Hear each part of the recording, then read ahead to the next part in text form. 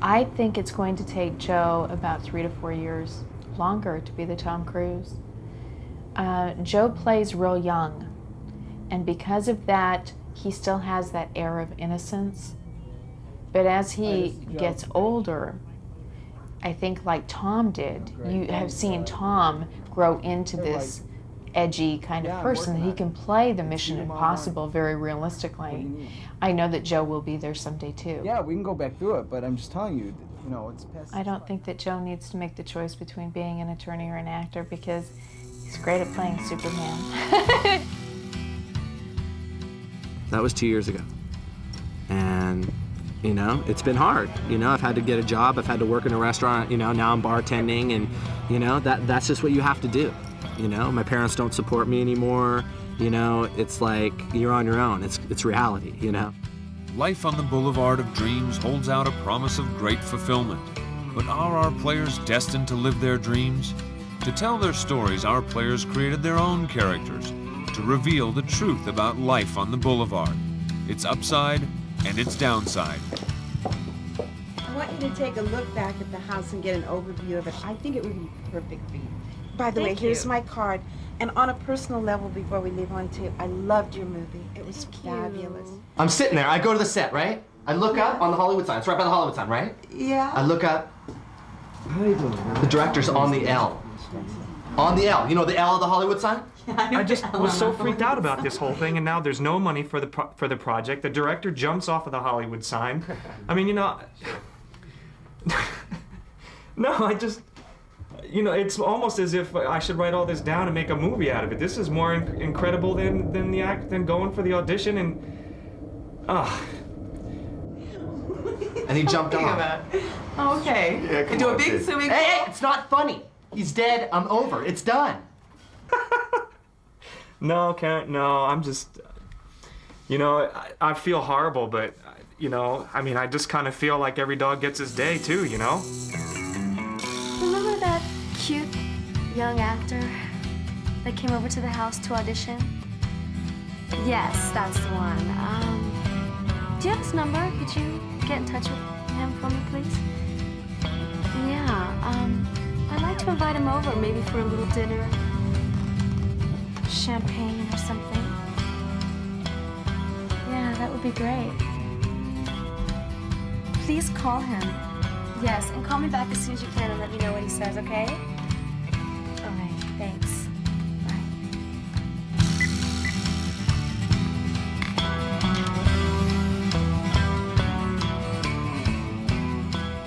Bye. Dangerous liaisons. I was cast in a film that's supposed to shoot this summer, and the director, young director, who I thought was my friend actually, started to have a liking towards me. You don't know who you're going to deal with, but this is very common. This happens, and I was basically told. I told him when the casting starts again, call me and I'll read, and if you still want me, I'll do it as a professional. But I'm not going to sleep with you for this role. Hi. Oh, hi. You must be Chris? Yeah, Chris. How are you? How are you, Chris? Good. Come on in. Thanks. I'm Harriet. Nice to meet you.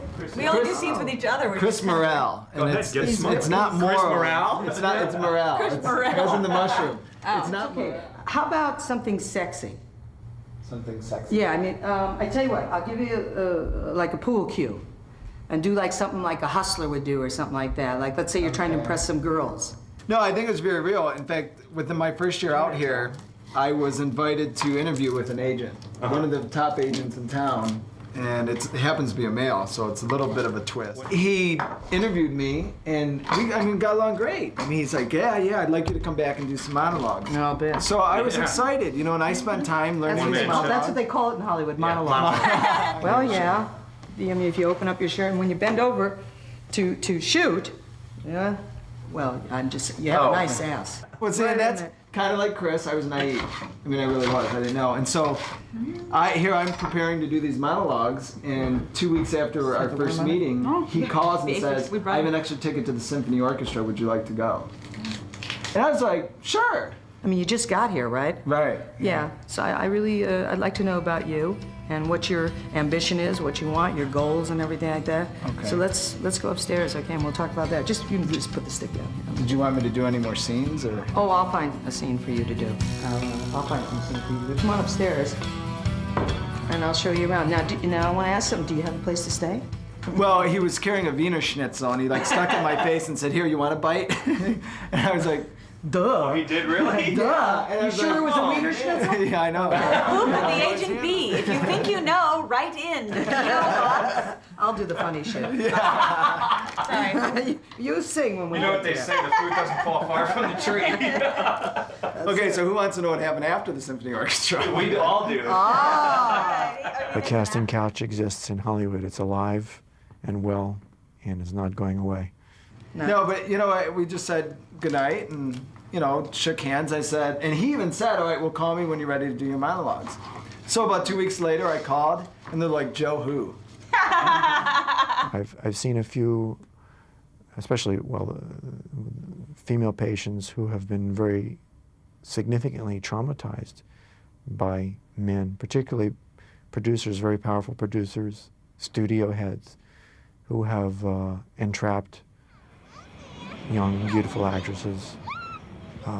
Producers, one of the reasons that they get into being producers, I think, is because they want to meet young, beautiful women. And I know producers, I've been in Hollywood long enough, that producers will, they'll not only have casting couch sessions, but for example, I knew one producer who used to have casting calls. He would make up a movie. He would make up a name of a movie, like Return of the Amazon Women or whatever, and he'd get 60 beautiful blonde girls coming that morning to interview. There was no such movie that he was going to do. He just wanted to meet 60 beautiful women. I've seen quite a few people in the industry, from gaffers all the way up to the celebrities and studio heads, so I'm speaking with some experience. Wow. Lulu, huh? What'd she want? She wants to meet. Does she have like another film role for me? Uh-huh. Okay, what's her number? Millbar Avenue? Okay, bye. What's it about? Lulu wants to meet with me. All right? Hey, Yeah, it's fine. gonna be all right. I'm just Okay. gonna go up and meet with her, okay? Okay, good. That's really exciting. I mean, I'm just worried. It's Just trust me, okay? Okay? What I know. See, I've slept with No. a lot of people, and look where I am now. I'm in you know, think about it. I'm making salad. I mean, this is what No. happens in this business. Well, at least you're in the producer's kitchen making salad. I wouldn't do it because I've had Told me he's the too much producer. experience on that side, on the other side of the table, working in casting. Right. And seeing people come in, I mean, girls coming in, women coming in with portfolios Oh, I'm sorry. Is it my to turn to show cut you the what feather? they've done, and they're standing there with water hoses shooting up their, whatever, and, Yeah. underwater falls totally naked, and Is that where they got that song, Waterfalls? Oh, Yeah, the girls that come in with their portfolios? Oh my unbelievable. God. All I did was I was working for a Nude networking pictures. company where actors come in and they pay to meet casting directors, producers, and directors. So if you're going to put that out there, that's exactly what people are going to want to see. They would go into his office and show him pictures of them nude. I mean, this is a legitimate. Oh, and then the guy said, Casting yeah, office. and would you Behind take something? closed Would you doors. take your top off? It's frightening. And Oh, they you- would come into auditions Oh. with see-through clothes and. I oh, can't it's amazing. begin to tell you the thing. I mean, Sharon Stone crossing her legs is nothing. And when you meet young actresses, and as a bachelor and a single male living in Hollywood for 20 years, I've met, I don't know, hundreds or thousands of them. They are so single-minded about their profession that if you're not in that profession, they don't even want to talk to you. They don't. It doesn't make any difference how good-looking you are, how successful you are, how much money you have, or whatever. It's what you can do for them. Oh, come on. I'm very excited about the job that I just got, and I will love doing that. And I'll probably do that for a long time. But eventually, no matter where I live, I don't think it necessarily has to do with the city. No matter what happens with my career, whether it will become big or it will become whatever, it doesn't matter. Eventually, I do want, I just want kids and dogs, my husband, and that's what I want. Well, I can see happy marriages come to California. They've been married 10 years, they come from New York, childhood sweethearts. I can tell when they're going to get a divorce. The town is very tough on marriage. Very tough. Like I said, there's too much of everything. Too much. There's 2 kitchens, 2 living rooms, 4 dens, 7 bedrooms. It gets bigger and bigger every day. I love selling houses.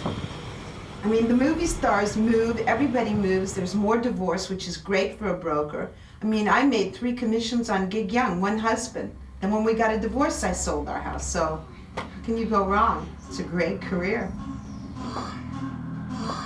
The house oozes with what we were talking about earlier, sex. You have a fireplace in the master bedroom. You have mirrors everywhere. You have a city view of lights. You can just see this at night with candles everywhere, and the romance, it's everywhere. Romance is very important in California. Take a house and you put romance in it, you've got an automatic sale. Hollywood is a very romantic place. People need sex, but what people really need is love, because love conquers all. And you know, with good love, there's good sex. You really want to know? Of course! Of course people share my bed with me. I'm not gonna tell you who. Horny? Sex permeates the homes, the people, the cars. The cars are sexual objects. Everything is sex here.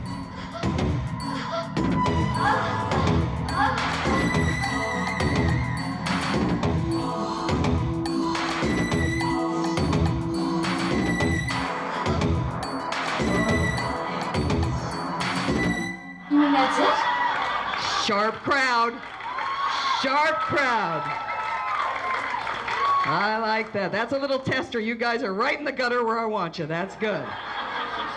Well, I happen to love young, good-looking guys. That's my problem. Gee, can't imagine. You know. why Oh, not? I'll be arrested someday. Why not? Want me to I'll lick arrest your me. fingers, my little lady? And so are the. You never know. I think the driving force behind Hollywood is the driving force behind life, wanting to be loved. That's why people come here. You often come from all over the world, from dysfunctional families, feeling unloved, feeling unaccepted, etc., and wanting that acceptance, adoration, love from the public, from as many people as they possibly can find. This is the pot of gold at the end of the rainbow. Hollywood, Los Angeles, this is where it's at. And so every day there's thousands of people getting off the bus, coming here to make it. Okay, and be sure and keep me in touch. Yeah. All right, it was nice seeing you. Okay. You take care of yourself, okay? I will. All right. Thanks. Okay, hon. Bye-bye. Wait till you see his face. Wait till you see his face. Oh, So this is Hollywood?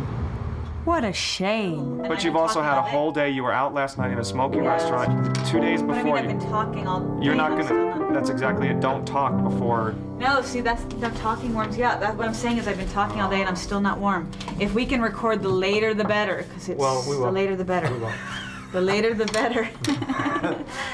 Really not that. Friends and family are discouraging. They say you won't get very far. But you can't ignore what's in her heart. She's gotta go out and do her part. She knows where all the big quests like hers start. On the Boulevard of Dreams. It's after 3 o'clock in the morning. Where have you been? I was discussing that project with Lulu. Oh, you're discussing a project with Lulu. Yeah. Uh-huh. What did you discuss? I don't know, just like, I think she wants me for one of those parts, you know? I think it would be really good for me. Really? Yeah, she has like a couple projects in the work and stuff, and I think... Yes, being betrayed. That feelings definitely came through, and I've been there, so I could be very honest with how it felt. You didn't mean to what? What'd you do? Just tell me what you did. It just happened so fast. Never been around anybody like that before, you know? Did you bang her? Did you sleep with her? Yeah. I'm sorry. I'm so sorry. It's a world of smoke and mirrors, you know? maybe it's a way for people to dream about being better than they are. You know, almost. If you come out here, at least they can make me look like I'm having fun, or at least they can make me look like I'm happy. You know, or maybe if I play parts where I look pretty and happy, I'll be pretty and happy. You know, I mean, that might be part of the draw. But otherwise, it's all that people who don't live here know is it's a whole lot of red carpets and limousines and lights, you know, and Lear jets, and it is. Now, this house was built by Lionel Barrymore Jr. It has been redone and redone. Candice Bergen owned it for many, many years, and Marilyn Monroe lived here for 5 years. This was Marilyn Monroe's bedroom. Look at this. Anything a star would want is here. When I think of Beverly Hills, I think of it being the center of the universe. Wow. I think because there's so many pretty people and pretty shops and wonderful restaurants that it's just such an exciting place to be. I've been all over the world. And I know just as a single male, I can walk down the street in Beverly Hills at lunchtime and see 2 or 3 absolutely stunning women. I'm shopping for my dressing room, which is like so exciting. Well, this is me in 1988, as you can see. This is about as Dutch as you can get. There's cheese, there's wooden shoes, there's tulips, there's the little funny hat, there's the background, the architecture. This is really as Dutch as they come. Because I was thinking maybe even for this Christmas to buy a whole Here is my entire family at Christmas. This is me, and this is my brother with his girlfriend, my brother Jurgen, with his girlfriend Miranda. So this is really the entire family, and everybody lives like 5 minutes away from each other. So I'm the only one that left. Off we are. Bye. Bye. Bye. I have a good friend, for example, that I grew up with, who practices outside of Philadelphia in a small town. He's a very bright guy, but he's incredibly envious of me because I practice in Beverly Hills, and he practices in a little town, and he's probably bored out of his mind. And I'm practicing in the most exciting place on the planet, I think. There's no place I'd rather be. On the Boulevard of Dreams, L.A. Okay, that's good. Because it's sweet, but yet it's very, look. You know what I got love is goosebumps on my when you said... Just a moment. It's John. Oh, I've been waiting for his call. Hi, John. It's Elaine. Yes, my book. I finished it yesterday. I want to talk to you about it. Well, the book is really, really sensual, and it's like really what goes on in Beverly Hills. I was born here. My dad was the head of a studio, and I've dated every movie star. I was married to an Academy Award-winning movie star, Gig Young. I've seen everything, and I figure I gotta put it in a book. I've got to show the people what goes on here. I didn't miss any punches. It is sexy, it is exciting. There is a murder in it with a motive like I've never seen before in any movie. It's exciting. I can't even stop reading it.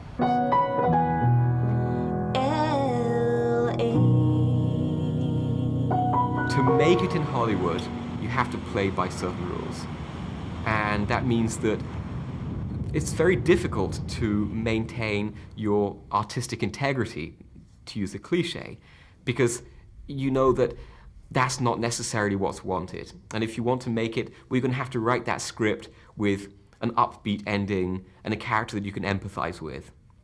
And that also, if that wasn't your intent, can be slightly warping. And all these things are just in the tiniest way, but when it's day in, day out, year in, year out, on every level of your life, it has an effect. You become another Hollywood schmuck. It's almost, we were talking about this the other day, it's almost like a trap. Once you get into this business, getting out, there's no in between. You can't like move, with a lot of careers, you can move to Chicago or you can move to, you know, Peoria and do what you're doing there. In this business, if you don't live in New York or LA, you can pretty much, if you decide that you want to move somewhere else, you can pretty much plan on working at the post office. You know, because you can't find these people running around in Peoria. And the hardest thing, I mean, I'm English. I came here 10 years ago. And the most extraordinary revelation of Hollywood was I came here loving film. I came here loving Renoir and Visconti and William Wyler and John Ford. And I found out that Hollywood isn't at all about the art of film. It's about making a product, and it's about an enormously powerful group of people who are interested in consolidating their power. I think anybody would be completely lying to you if they said they did this for the love of the art. You come out here, you're out here for a certain amount of time, especially in the film and television industry, you quickly learn that it's not about the art, it's about the business. And if you don't treat yourself as a business, you will not make it as a star. If you look at Sylvester Stallone, if you look at the box office of Sylvester Stallone's films, they're still in the top films that are made every year. But the perception that those movies are making less, that their opening weekends weren't hitting the $25+ million that a major star is expected to take, means that Stallone left his agent for another agent. He announced publicly that he was going to abandon action movies for more thinking vehicles, and he's now doing a little art film for Miramax. Well, out in the sticks, out in China or the Philippines, or even the middle of Europe, Sylvester Stallone is still perceived as being a major star. Look at Burt Reynolds, has to make a comeback. He has to go audition for a movie, you know, this Demi Moore, this striptease movie, and you have to audition, and this was the #1 box office guy. So you have to go through that humbling experience. Plus your life is just, it's under a microscope. For some people, they couldn't do it. They'd be eating 27 Prozacs a day. But for me, it was a hell of a run, and there were times when I was very, very disappointed in myself, but not angry so much at the press. I mean, they, for whatever reason, this fascination with my private life has gone on for way too long. I think I'm sick of it, and so therefore I'm sure the public is. So I think we should move on to Princess Di. Years ago, I sold a house to Elizabeth Taylor. I never told a soul where it was, even that I showed her a house. I could literally watch on the news my next move. The photographers were there. How they find out, I don't know. As brokers, we're supposed to keep it a secret, and everybody finds out. That is definitely the price of being a star. But what price are they paying? When you're making $20 million a movie, so what's the price? You know what I mean? It basically, so what is the real price here? The upside is the perks that come with it and accessibility to people that you've always wanted to meet. The downside is believing it, that it's not going to end, or getting yourself into this treadmill or turntable or whirlpool of success that is very scary. When I was married to Gig Young, for example, we'd go to a restaurant. Everyone would come up and ask for his autograph. He'd say, why don't they leave me alone? Why don't they let me eat? They're always bothering me. The next week, no one came over. He would go, what's wrong? Do I look bad? Do I need plastic surgery? What's wrong? Don't they know who I am? Shannon Doherty, same thing. I want to be alone, leave me alone. She'd scream to the photographers and scream to the press, you know, until we finally said fine, you know, just fine. And everybody kind of got tired of her demands and her antics and her wants and needs. And people started realizing she's just a brat. The guys that were really smart about their careers, the De Niros and the Eastwoods and the Redfords, you don't read a bad piece about them because you don't read a good piece. They don't do interviews, and so therefore they're not accessible, and therefore there's nothing to attack. Also, there's something about the joy of everybody thinking that someone's unhappy that makes their life more fulfilled.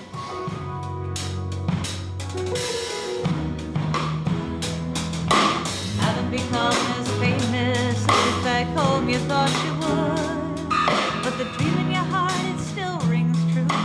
Yes, there's disappointment too. No success is what's inside of you.